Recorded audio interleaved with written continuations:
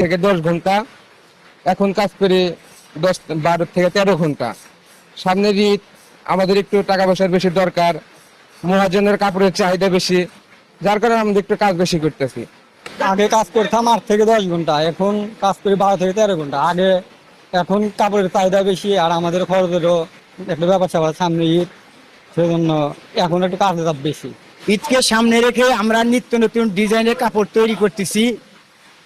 এই কাপড়গুলা সাদাতপুর, করটিয়া, নরসিংদী, বাবুরহাট সব জায়গাতে আমরা বিক্রি করি।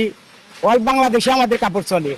আমাদের সিরাজগঞ্জের তাঁত কারখানা, এখানে আপনার সুতি বুটা, সুতি all over, silk, Jamdani, Kanchi কাতান এগুলা তৈরি হয় এবং এই শাড়িগুলা সারা বাংলাদেশেই আমরা বিক্রি করি।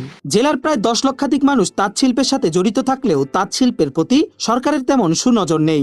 প্রতি বছর রং সুতা সহ সকল উপকরণের দাম সিন্ডিকেট ব্যবসায়ীরা ইচ্ছে মতো বাড়ালেও বাজারে বাড়ছে না কাপড়ের দাম। এই অবস্থায় তাঁত শিল্প টিকিয়ে রাখতে রং সুতা সহ সকল উপকরণের দাম কমিয়ে